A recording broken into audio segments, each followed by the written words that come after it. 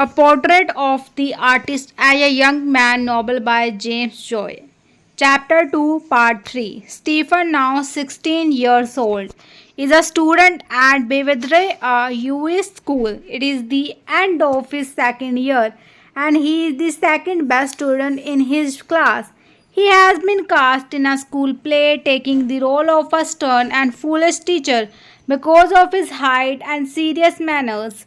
He is waiting for the turn backstage amidst the general clutter and tumult which begins to annoy him. So he walks out of the school into a garden and watches the muffled noise and lights of the theatre from a comfort distance. From afar, the music perfectly expresses his confused feeling, and he feels his emotions flow from him. Stephen continues to endure his social life in much pay as at the children's party in Black Rock. Though he apparently participates, he experienced a steady mixture of alienation and boredom and contempt. He can only enjoy the tumult from afar as an observer. A little ways away, a few of Stephen's friends stand smoking cigarettes.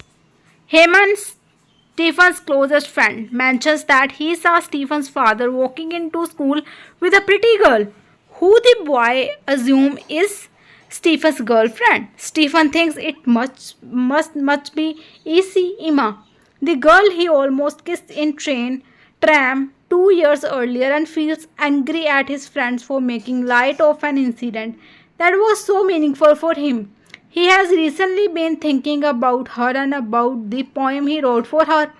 Soon enough, though, Stephen begins joking with his friends, amid Heron says to get Stephen to confess his secret relationship with the girl, which has not actually taken place.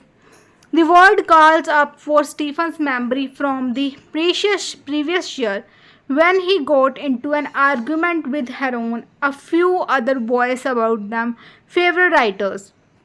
Stephen insists that Byron was the greatest poet, but the other boys objected that Byron was a heretic. Half jokingly, the other boys pinned Stephen down to force him to admit that Warren was not a good at a poet or a man. Stephen wrestled free and ran away. Somehow he notes he does not hold a grudge for this humiliation. That same day, a teacher had accused Stephen of writing heretical thoughts in an essay.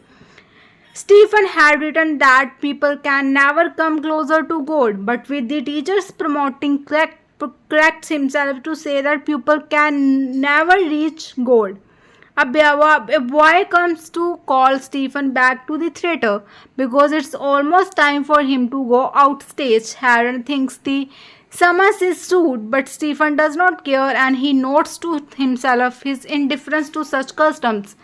He feels many different voices around him instructing him to be many different things: a gentleman, a Catholic, a nationalist, a savior of the family. But he wants only to ignore these voices and to attain himself to his ghostly thoughts and feelings. The scene crystallizes Stephen's immersion in inner life and his estrangement from worldly life, two aspects of his existence that he often designates as soul and body. Stephen does not want to attach his soul to any external communal cause. Backstage, a man paints Stephen's face to make him look middle-aged, but the thought of the girl waiting for him in the audience makes him feel truly young for once. He goes outstage and plays his part with ease. Afterwards, he takes off his costume and rushes outside, but no girl is waiting for him. He storms off in painful disappointment, leaving his family behind.